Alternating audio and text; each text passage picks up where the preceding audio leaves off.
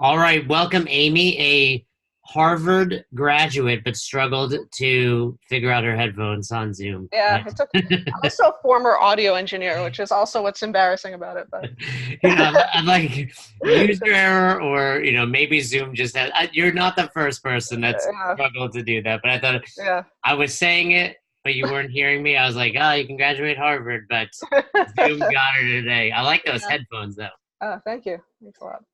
So I wanted to talk to you because you are involved in CrossFit Health, but being a physician, and I'll let you kind of explain your degree. I think we all see the MD and we're just like, she's a doctor, she's smart, she knows what she's Hmm. talking about, Yeah, sometimes, yeah. which is great, which is great.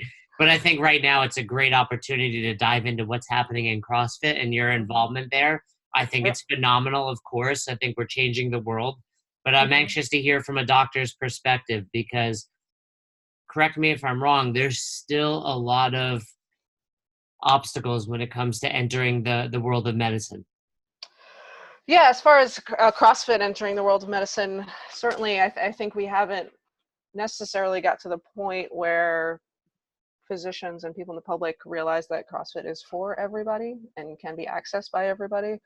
And that's been one of the goals of the CrossFit Health movement, is to show that it can benefit anyone, and that it could also be an effective tool in fighting chronic disease, which at the end of the day is what is killing people. Hundreds of years ago it was infectious diseases and things like that, and now it's chronic disease, diabetes, obesity, hypertension, things like that are totally preventable via lifestyle choices, but still they still plague us. And it's a huge cost of healthcare dollars. It's a huge cost of time, money, energy, and it could be a simple fix, just getting people to the box. So if 100% of doctors bought in, say that's Mm-hmm. 100%, Okay. every doctor in the let's go country, right? Every doctor Okay. in the All right. country, Mm-hmm. what percentage are currently bought in right now? Oh boy. It's more that, I think if you would have asked me that maybe a year ago, I would have said, Like 1% maybe, 1% of if that, us. right? I Yeah. think it's expanding, and it's also the kind of thing that it's less of a taboo to talk about. I initially, when I first started working in Boston, you know, almost 10 years ago, I mentioned CrossFit, and I got a lot of naysayers in the medical community. And I think over the 10 years I was there, that started to change as more people started to, as I talked about it more and people started realizing, getting out there and trying it for themselves. I think that is turning. It's not exactly turned yet, but so I'd say maybe it was 1% before, and now maybe we're like 5 to 10%. There's a big cohort of us now that are involved in the CrossFit Health thing and Do you the think, MDL ones. I mean, Yeah. based on that, you think really if we saw 10 doctors, we crossed paths with 10 doctors, one out of every 10 would be, hey, I like CrossFit? I What is would that? say, I don't know if I'd even say it's that high. I think it would depend on the specialty of Yeah. physician you see. I also think, my biggest thing when I was first talking about CrossFit amongst my medical colleagues was to get people from telling people not to CrossFit to maybe them having a neutral opinion about it. And if I think maybe that you might have people, instead of telling you shouldn't CrossFit, it's dangerous, they might say, well, if that works for you, fine. And I think And that's progress. that is progress, and Yeah. when you say 10 years ago in Boston, you were in a good area. Yeah. I mean, because CrossFit was booming in that area, Hmm. Reebok was near that area, so it was a good Right. area to kind of begin. Now, Hmm. when you stop and think though, is it so much we're trying to get doctors to buy into CrossFit as far as the methodology, constantly varied functional movements at high intensity, or the nutrition component of meats, vegetables, nuts, seeds, some fruit, little starch, no sugar, Yeah. keep intake to levels that support exercise, not body fat. Just dropping some knowledge for Yeah. the listeners, right? Yeah. So it's a complicated answer because, well, I'll say, as a physician and at med school, so I was at Harvard Med School, the amount of How hard nutrition. is that, by the way? Like, let's talk about that for a minute. Yeah. How hard is? I Um, mean, Med I think school's not easy no matter where you are. I think it's challenging no matter where you are. but So is it's just a grind. where'd you go to undergrad? I was at actually New York University, but I was in their film and television production program. So I was not. I was not med school bound at the time. But you I went to, I worked. mean, NYU is, that's actually the school my father went to. So NYU is a great school as well. He Yeah, I became was. he became a dentist. Oh yeah, I was in the film and television production program, so I wasn't even thinking about it at the time. So How I had to did go you go back to. from that? You had to go back to get all, I mean, you had to do Yeah. organic chemistry at some Yep, point, right? exactly. I had to go back. I ended up going back to doing it's called a post-baccalaureate program at Columbia University and doing all the Oh my sciences. goodness. So you go from NYU to Columbia to Yeah. Harvard. I So get it. yeah, We get it, Amy. So You're smart. I You're just smart. sometimes I can be, but um, yeah. So I had to go back to school, but I was working in television and stuff, and I was like, yeah, I think I need to do something better for the world. Sort of the short That's a, answer of it. So. how old were you when you decided to do that? Oof, I was, geez, 26 maybe? So no, certainly not old, but I mean, 24, 20, no, maybe 23, 24, something like that. you Yeah. basically had to do a reboot. I would assume Yeah. very few of your TV credits mattered, Yeah, pretty right? much. Oh, yeah, it was starting from scratch all over again. Yeah. So anyway, you were saying, I asked about the movement versus the nutrition.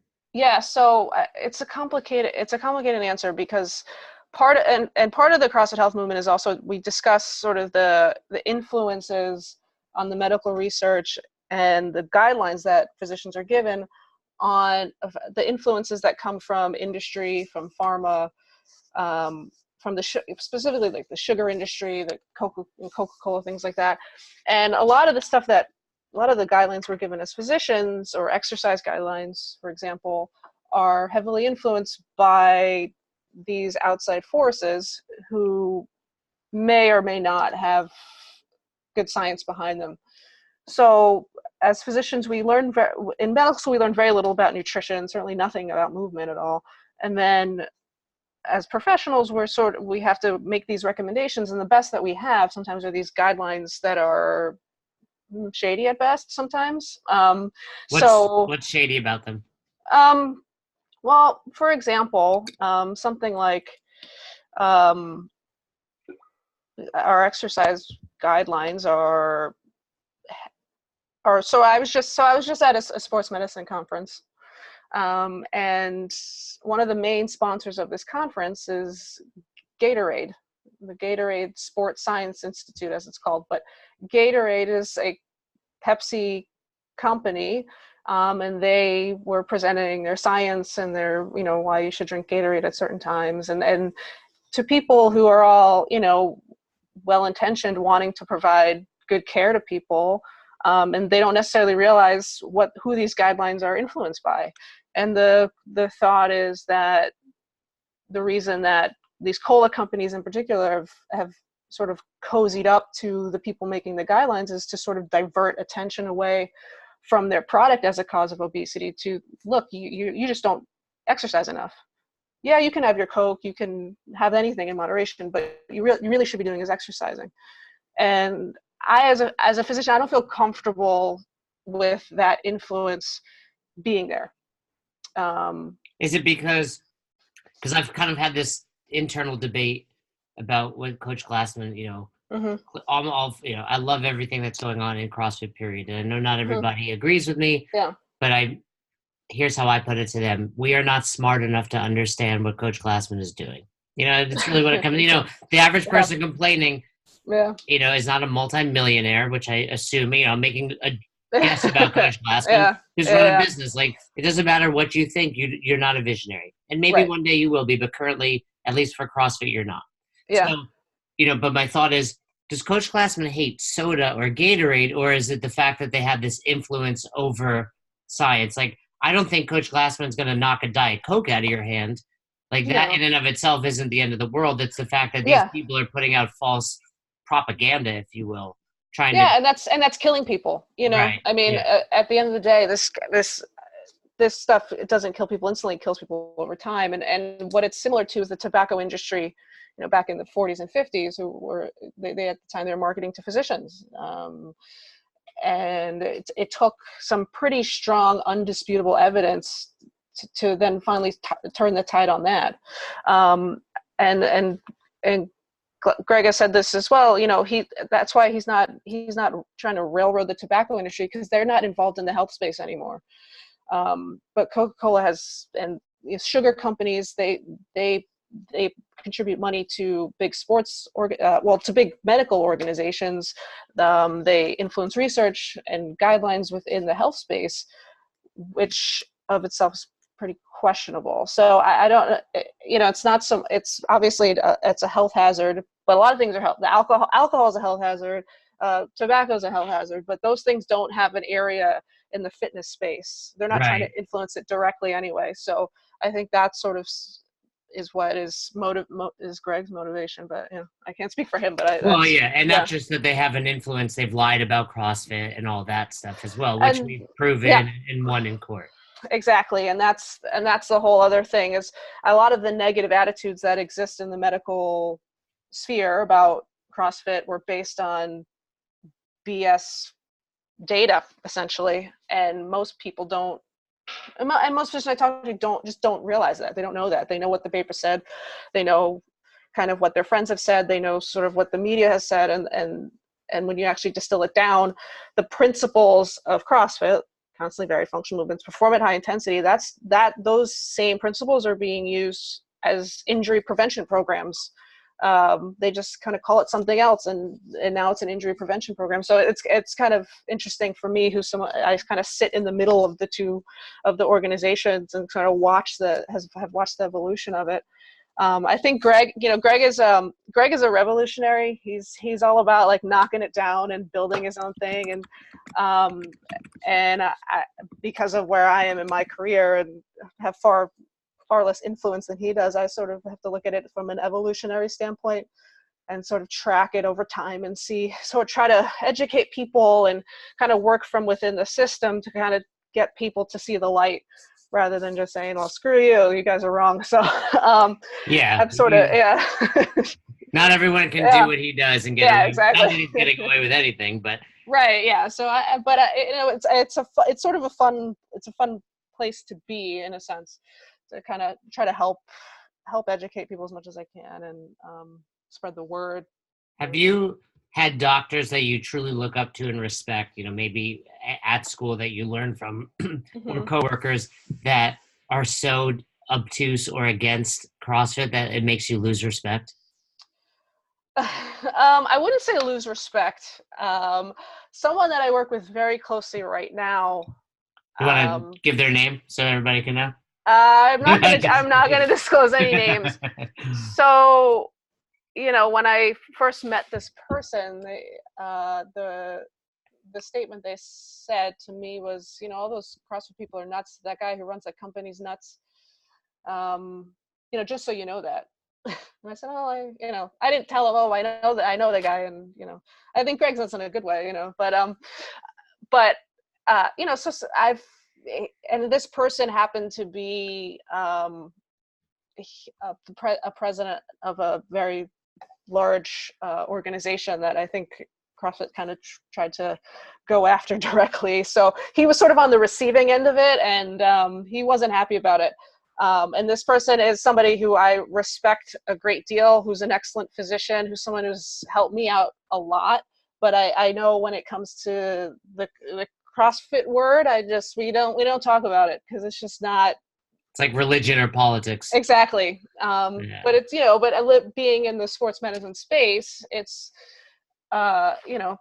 it's sometimes kind of odd to not talk about it, but right. It's funny because it is like religion and politics, except there is a definitive answer with this, where right, religion and politics, hey, you're entitled to your own opinion. It's kind of hard to accept someone's opinion when it's clearly wrong. Right. I know that sounds in and of itself narrow-minded, but at the same time, I believe CrossFit works. And it's the same thing. So like people will say, the sort of amongst the sports medicine providers that I work with, it's like, we see people get injured all the time, and it'll keep our clinics busy. And I've said this before, but I think when we have problems of fitness, people hurting their rotator cuff or like spraining something, rather than problems of illness like diabetes and hypertension and all the stuff that comes along with that, like we're pretty lucky as a population at large if someone's rotator cuff is the biggest problem we have to worry about. So that's a really good way to put it. I like that. You may tweak your shoulder doing the kipping pull up, but it's better than having type 2 diabetes. Yeah. That's a What's the alternative? Telling someone to sit on a couch? Yeah, which we all know. We've all had Yeah. relatives that don't exercise and then Yeah. fall and break their hip. So Yeah. So, I mean, I tell people all that, like, today's Thursday, we're recording. I'm sore, I'm very sore, and I wouldn't want any other way. My back's a little tweaked from some deadlifts, and I know I'm gonna take a rest day and I'll feel better tomorrow. The alternative is not being able to pick up your grandkids in 20 years. I'll take this. yeah. I Now, mean, so you went to Harvard, or you went back to school, I should say, yeah. 24, 25. Did you Something like feel that. this way already? Was this in your belief system, or is this something that developed in your time at school? So when I first went back to school, I hadn't found CrossFit yet. When I started med school, so that was 2009. So you started at Harvard in 2009? 2009, yeah. And that's when I first really, just as a person, started thinking about my own diet, my own health, because as a physician, you're Close to supposed to be. 30, putting on some, Yeah, easy to pack yeah. on pounds. I think at that time I was maybe 25 when I started med school. That's what it was. I was 25 when I started med school. Okay. But I hadn't really kind of looked at myself, and because I had been an athlete my whole life, but I never really focused on the fitness part of it. I was just like, can I do the sport that I'm doing? And I really started kind of looking at myself and saying, okay. So I started running a lot, and I was bored by that. You play team sports your whole life, and then you hit a certain age and everyone's like, all right, get on the treadmill. This is it. Yeah. And it's like, for me, it was not fun. I was getting a lot of like little ticky-tack overuse injuries. I just wasn't loving it. And then I, very close to where Harvard Med School is, was the original CrossFit Fenway. And I would pass it. Yeah, I'd pass it. And one day I said, I'm gonna try that. That looks like fun. And I never looked back. And right away, did you think to yourself, this is going to influence how I practice medicine? Yeah, so it ties in really well. And I found these sort of two things sort of at the same time. But my primary specialty is called physical medicine and rehabilitation, or PM&R, or physiatry. It's called a lot of things, but it's a very small field of medicine that most people don't know about. So what does it do? What's your primary scope or focus? So essentially we're doctors of function. And we focus on the physical manifestations of disease processes, whatever those are, and looking at injuries, whether they're permanent injuries like spinal cord injuries, traumatic brain injuries, or like temporary things like a sports injury. And we treat sort of the physical problems associated with the disease. So say you have cancer, I'm not the person who's prescribing the chemo and figuring out how to beat the cancer, but I'm the person who thinks about, okay, how are you going to get up and get to the bathroom? How are the side effects of the chemo affecting your quality of life? Things like that, which it's a fortunate position for me to be in, to be able to think about those things to improve people's function and daily life. I mean, at the time that I really started looking into it was right around the time of the Boston Marathon bombings had just happened. So maybe like 5 years ago. Yeah, and I was involved in the treatment of a lot of people who lost limbs during that, and helping improve their function as new amputees and getting them involved in sports and things like that. And the goals of physiatry and the goals of what CrossFit are in many ways identical. And I thought the two complemented each other so well, but one didn't know about the other. And on like all my social media profiles, the little phrase I use is explaining CrossFit to physiatrists and physiatry to CrossFitters. They're all very similar, but they usually don't know about each other, and they should. Have you worked with some of the adaptive athletes I've had Kevin Ogar and Steph Hammerman and Stouty and Logan on. Have you worked with them at all in the adaptive course, or? So I am hoping to take the adaptive course, and we're actually trying to organize one up here. I don't know what the status of that is, but I've met Kevin Ogar. We've chatted about it because he actually works, has worked with physiatrists out over at Craig Rehabilitation. Yeah.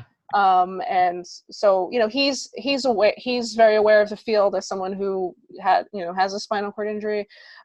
So he's been a great resource and sort of figuring out how we can bring these things together or get things going in parallel. But I would like to take the adaptive course, once I find a course that lines up with my schedule. That'd be And pretty cool. when you say out here, you're in Maine, is that correct? For another couple of weeks. Yeah, I'm sort of in flux right now. I'll actually be in New York starting in July. Where are you So going to be in New York? I will be as part of Northwell Health system, and they sort of cover Queens, Long Island area. Wow, very cool. But I'll be working with their Department of Orthopedics and PM&R over there. Well, you'll have to let me know because I know some great boxes out in that area. But do you know Sweet. my friend Josh Murphy? Yeah, so you're at Casco. Oh yeah. He's awesome. He's great. Now, here's a great example, and I don't want to throw Josh under the bus, and I hope he's listening to this. But Yeah. Josh Murphy needs to lose a good 70 pounds. Now you have someone. You're smirking. I'm not saying anything. You're not. Don't say anything. Okay. I like Josh a lot. I love Josh, and now I helped his brother lose over 100 pounds. I don't know if you know his brother. I don't know him. He lost over 100 pounds. He's in my new book. His name. Mm-hmm. We call him Murph, but he came in at about 500. He probably lost 200 something pounds. But anyway, from a coach's perspective, let's take it like this. You're a doctor. Mm-hmm. You have someone. Let's call him Josh. We're speaking generally, right? Oh, that's cold, man. Who understands CrossFit. They're willing to work hard. Now we know it's your nutrition. Coach Glassman used to say, I don't ask you how your nutrition is to find out how your nutrition is. I ask to find out if you're going to lie to me because I know what your nutrition looks like by looking at you. How can a coach, this is a podcast about coaching. How can a coach help that person? So if you were talking about somebody who's already made that step to say, I want to change this. Yeah, every box has this person. Every box has. That is key because I think as physicians we don't really see those people a lot. Right, you get them coaches. Too late. Yeah, as coaches. Yeah, as coaches, they've already made that step that they're willing to try something. And we can, as physicians, we can refer people or make recommendations to people, but the real lifestyle change happens when those things become habits. And that's where the box comes in. That's where the habits can be formed. And I think what makes CrossFit in particular such an effective tool in making those lifestyle changes into habits is the use of community and a supportive environment with other people going through the same thing and cheering each other on. I think that is the key. And as well as coaches who seem invested in that person's success. It can be intimidating walking into a box with, a bunch of chiseled people. But if that coach shows, takes joy in someone's success, however small it is, that could be very effective as well. I know. So I just finished a nutrition program here in Casco Bay. It's led by great coach Emily Hanley and Nick Beal. And there's a little Facebook group involved, and everyone's sharing recipes, and everyone's checking in with each other, and it's accountability. It's weekly check-ins with data points that you can track, and a plan, a very specific plan. I think it's like what we do as physicians. We say go lose weight, and we don't give any kind of formal plan other than these kind of vague guidelines, which in and of themselves are influenced by things sometimes that are not great. And people walk out of our office and say, okay. Whereas if they can show up at a box and someone says, here's the things you need to eat every day. Eat exactly this much of that, and I'm going to check in next week to see, we're going to hold you accountable to that. And then here's a bunch of people who give you ideas for other things to eat. I think that's a super effective tool that's very much underutilized, certainly in the medical space. Yeah. But that's a great point. At the box space, you really need to create this accountability. And I was joking about Josh, but every box has those people that are diehards for CrossFit. The hour at the box is the fun part. The challenging part of the other 23 and eating healthy. Yeah. but that's really where you can make the greatest impact on someone's life. Yeah. The old quote of, I have an hour to help you, but you have 23 hours to mess that up. Right. And we see that a Yeah. lot. Do you find it easier for you as a doctor and so invested in this, CrossFit Health and this push and pursuit of it to eat healthier, or do you still find there are times when you're Yeah. like, I want a drink or I want to have a Sure. snack? Yeah. So I think part of it is the mixed messages, right? As physicians, like I said, we don't really learn very much, and the stuff we do learn sometimes has the influence. It doesn't. They're not very clear or very specific, the guidelines we get. And then even in the media, as someone who kind of can understand the literature behind it, you can, if you want to eat a certain way, you can find literature that supports that, regardless of whatever it is. So if you want to Sure. eat nothing but candy, I'm sure there's a paper somewhere that will say that that's the way to go. And myself, the way I've been figuring it out as far as what to recommend to people is experimenting with myself. So back when I first started med school, I was trying out being a vegan, just to see. There was a lot of convincing literature about that. And then when I started crossfitting full time, it didn't really, I wasn't seeing the performance, my performance doing all that well. So I started incorporating more meat. And then I know a lot of people who are keto and who have great results from that. It's a little hard for me to stick to that, but I see the value in it. And then I recently, when I did this nutrition program at my local gym here at CrossFit Casco Bay, I started the whole macro counting and tracking that way. And that's really what's worked for me. So, through experimentation is how I've sort of come to what works best for me and what I would feel comfortable recommending to somebody. But And I had Nicole Coyne on recently from Healthy Steps Nutrition, and we dove into both of those lifestyles, veganism and keto. And she Mhm. basically had the same things to say about it, which I agree with. That's, find out why your members are doing that. So many people these days, the buzzword is keto. And I think really what they're associating with that is weight loss. But Yeah. there's more sustainable and fun ways to lose weight, such as Mhm. tracking your macros, that, big takeaways, it can last forever and build those habits. And Yeah. with that being said, so Coach Glassman, off the couch, off the carbs, Mhm. that I believe is also a statement that gets misunderstood. Yeah. I don't think he's telling people you cannot have carbs. When he's Mhm. referring to carbs, he's referring to processed carbs, and even more specifically sugar and Mhm. sodas. But people take it and, like, because my message a lot of the time is, have some foods you enjoy. I'm a Yeah. big, people know that I will eat a donut, I will have pizza. Last night I had Chipotle, but it's within Hells yeah. reason, and it's, I track my macros. So people like, aren't you against what Coach Glassman's saying? No, those are not the people that track their Chipotle are not the problems. They're not the people developing chronic disease. It's Right. those that are eating Chipotle, the side of chips and guac, and then refilling their large soda 3 times. Right.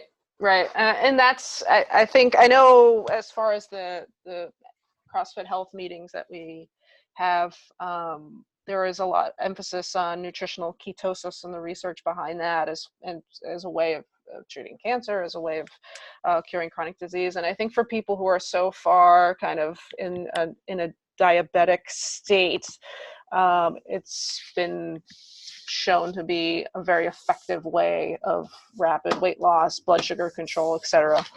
But I think the general message of off the carbs, off the couch, off the carbs is that exactly that. Like you have to start with eliminating the soda, eliminating the junk food, eliminating the processed crap that you're eating, and then you sort of, after you've peeled away those layers, then you can start like thinking about the nitty gritty of, do you want to macro count? Do you want to, what are your goals in this? Is it performance? Is it just, maintaining a healthy lifestyle, etc.?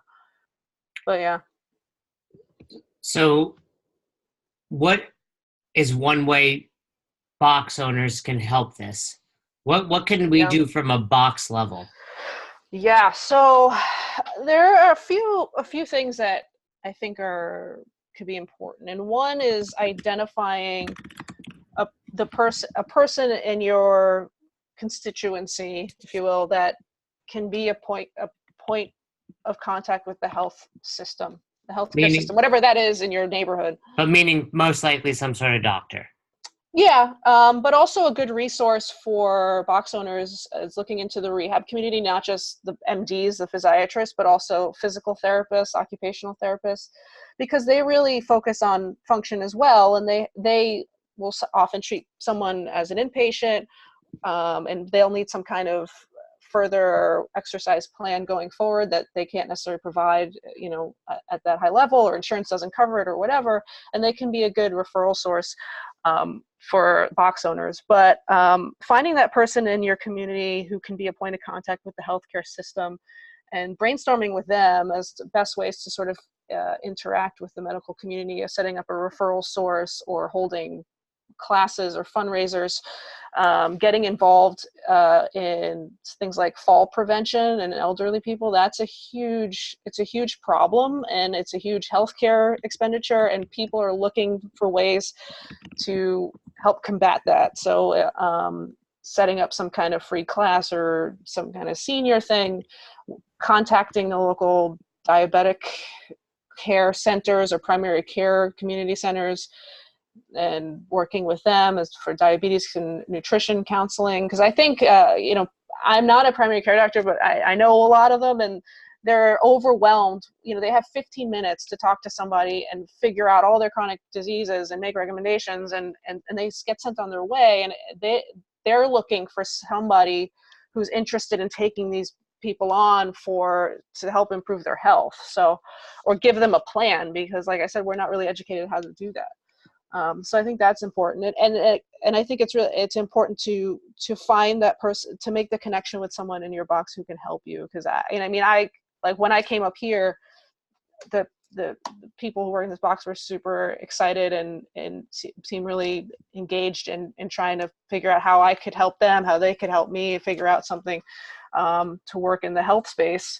I know a guy up in near Killington, Vermont, who's super excited at CrossFit Rising Star, who's super interested in, getting stuff started. And I've been in other places where they're not really seemingly interested or even know that I'm a physician or, so it's one of those things where making those connections within the box to then try to help reach the community in different ways. So, the other question we get, though, is a lot of doctors, every box that is lucky enough to have a doctor, be it an MD, a PT, wants to get involved in CrossFit Health or maybe take the seminar that you guys, it seems like, are only in aromas at the time. I know the goal is to expand them. How can they find out more about that? Yeah, so it's a little bit tricky now with the whole departure of CrossFit from Facebook, but we have a CrossFit physicians group on Facebook, and that's how we originally all sort of connected with each other. I think if you want to be part of that, I still think it's the best way to help get connected within the movement. So that's still on Facebook somewhere. There's a doctor group. Yeah, it's CrossFit Physicians. I don't know who officially. I think it's we're sort of moderating it ourselves, but there are people who sort of interact with HQ who may check in time to time on it. So if you're a doctor listening, or if you have a doctor, because I get emails about that, like, hey, I heard about this. How do I get involved? And I didn't know. So maybe seek that out. And then also they can check out the CrossFit Health website. Yes. I don't know if the CrossFit Health website necessarily has information about how to get involved. I haven't looked at it recently. Certainly people can reach out to me it's on social media. It's at Amy West MD. If someone wants I could connect people to other people. And that's what it's been about. It's been sort of like this grassroots movement, and people sort of talking to other people, and then that person emails that one, and it's still sort of in its infancy as far as getting like very formally organized. Well, that's what they said about CrossFit in 2001. So right. Yeah. I think we're moving in the right direction. I do want to ask about this. I mentioned, you were going to be on here, and a couple of people reached out, and they say there are people that are kind of turned off to some extent about what CrossFit's putting out there, especially on .com. Not so much the workouts, but the images. It's like, oh, it's all old people now. How are we going to get the people that want to do it? Hmm. And I've kind of spoken my piece about it, but I'd like to hear your thoughts on that, especially as it Yeah. pertains to the affiliate level. Yeah. So, I mean, I actually spoke about this with someone from HQ about the sort of the almost like it's not necessarily rebranding, but the sort of the imaging that we're seeing now. And person said, well, yeah, we're putting people in our media that 10 years ago we would have been embarrassed to put on the front page of something, that was a CrossFit brand, CrossFit branded thing. And the goal in that is to show exactly, that this is for everyone. It's not just for the rich Fronings of the world. And I think, wow, we're going to have the greatest impact is through reaching the people who are morbidly obese, the person who's 80 years old. That's the way that we have a large impact on the health space. And I think at the end of the day, that's one of the goals of CrossFit, is to make people healthier, move better, be more functional, have a better quality of life long term. So I think that's sort of where the shift in sort of the image, the public imaging has gone. I mean, I that is what I take from it. I can't really speak exactly for them, but what they're thinking. But that's the sense I got. Well, no, and I agree with you. And my philosophy is people are afraid of CrossFit to this day, and Exactly. most likely if you're listening, you understand why that happens, but that it shouldn't happen. In other words, anyone can do it, but it's intimidating. So, Yeah. so what that's doing is saying, hey, anyone can do this. You can do it in your house. We recommend, for me, when I want to learn something, I seek out a professional and I try to learn from the best. So if someone stumbles upon CrossFit.com and they see the old guy or old lady doing, Mm-hmm. water jug deadlifts, they think, well, where can I do this in town? I want to learn. And they do find the box. So you are going to get those people, but you're still going to get, look, the games are still going to be on at some point. Like, Yeah. no one's going to be like, oh, CrossFit doesn't get you in shape.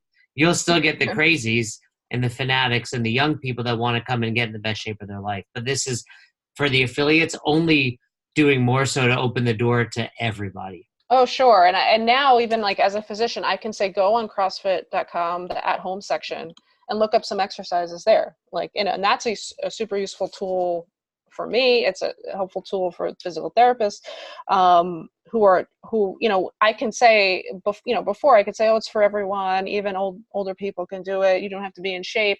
And if everything that someone sees is these elite athletes, they go, yeah, okay, sure. So now at least I can point to some things and you say, you see, this is something you can do also. So I think for the boxes, it's certainly a great tool to help them reach people who might be afraid to try it. And in the medical community, to tell people this is not just for people who are already in shape. What's one thing you used to believe when it came to medicine or nutrition that you no longer believe is true? Ooh, that's a good one. Um, One thing that I used to believe,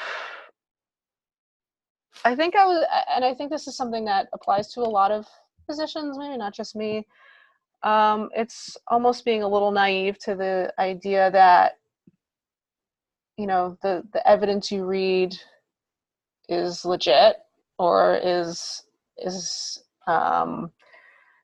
maybe not, is not does not have influences behind it that are maybe not the best in with the best intentions, so you would, in when I first started med schools, it's we all try to practice evidence-based medicine, and looking at the literature, finding recommendations based on that, and pointing people to to studies to sort of back up like what we think, and through this process, but also just my own kind of digging around, you realize, oh, maybe that data isn't, in some cases, isn't as good as you think it is. Maybe the funding behind that study influenced it in some way, and the stuff certainly that makes it to the media, the general media, it's sometimes way, way, way off, or, you know, it's a very small part of whatever it is they're talking about is what they're choosing to highlight. So, yeah, I think in general, for the most part, everyone's very well intentioned, but I think there are a lot of things at play sometimes that we don't realize as physicians that can influence us, and we're not even, sometimes even aware of it. Yeah, no different than your nutrition. You know, we all have our beliefs primarily because what our parents told us and the commercials we watched, you know, when we were 13. Yeah. What's one book you recommend all the listeners check out? Ooh, that's a good one. Books. So. And ideally not a Harvard textbook. Yeah, no, I haven't. I'm not going to recommend one of those. They're not exactly fun reading. Oh, wow, that's a good question. I was one book that I read was interesting was called Bad Pharma. Trying to remember the author of that. I don't remember off the top of my head, but that was actually a book that I found sort of through CrossFit. Goldacre? Yeah, that sounds right. Yep.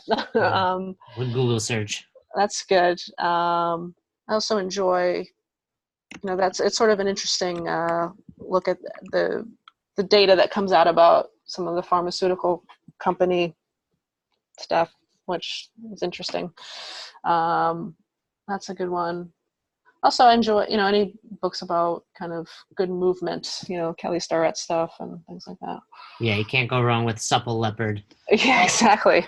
It's been great really diving into this. I feel like having you, you know, and your expertise on here, there's even more to talk about. But is there, you know, we've only scratched the surface. Is there anything else, you know, that the listeners should take from this, think about? You know, it's a lot of coaches, a lot of box owners, a lot of just people that do CrossFit about what they can do. I mean, you know, when we give the nutrition lecture at level ones, 70% of, you know, the world's going to, you know, Western society is going to develop chronic disease. Yeah. You know, 80% of medical costs are going to fight these things. The average American eats 156 pounds of added sugar every day. All things that are important to know, but anything else you think they should take from this, they can implement, you know, other than, like you've said a couple of times, and I say, lead from the forefront, lead by example. A couple things. I think one is, you know, so something that I work a lot with is people with pain, like back pain, chronic pain. And I think sometimes that condition gets, in the talk of chronic disease, the chronic back pain, chronic pains, people sometimes sort of get sort of left out of that discussion, and we're focusing on diabetes and obesity. But I would argue that most people with bad diabetes and who are obese have back pain as well. That's another thing on their list. And I think good movement and getting people moving again and feeling comfortable with movement is a way to is a way to augment the health of that population as well, the pain population. And I think that's also a way for CrossFit coaches and boxers to sort of connect with the medical communities, is by saying, you know, this is also an effective tool for treating that condition as well. And another thing, I think one way that CrossFit is super effective. So like I was saying before, I was someone who really liked to move, and I was going to these Globo gyms and was bored out of my mind. But, you know, going to CrossFit every day and having someone tell me what to do, exactly when to do it, how many times to do it, and it was very helpful in me sort of getting on track.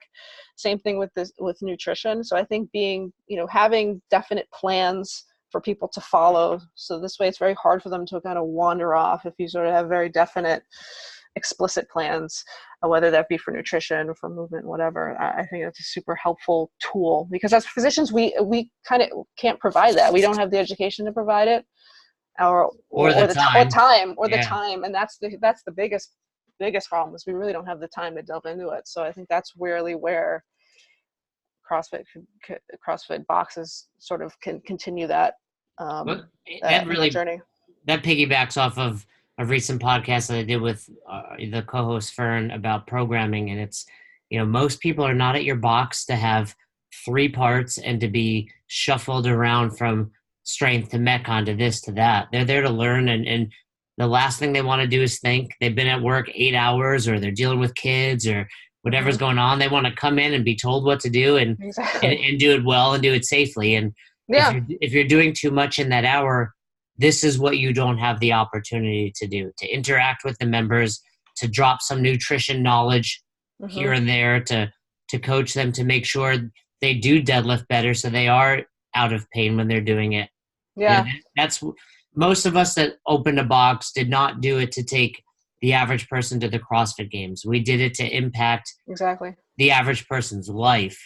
And and most people that come in, if you stop, if you're listening and really reflect on your membership base, it's the people that want to play with their kids, their grandkids, get rid of their dad bod, get rid of the weight they, when they were pregnant, and live a happier, healthy, more balanced life. And I think, you nailed it with that. And we have this privilege and honor to do it because of Coach Glassman and because of CrossFit. And it's why I get so frustrated when I see people upset with the direction. It's like, if you just stopped and took a broader, wider lens view, you'd realize how much more this will actually allow us to impact people.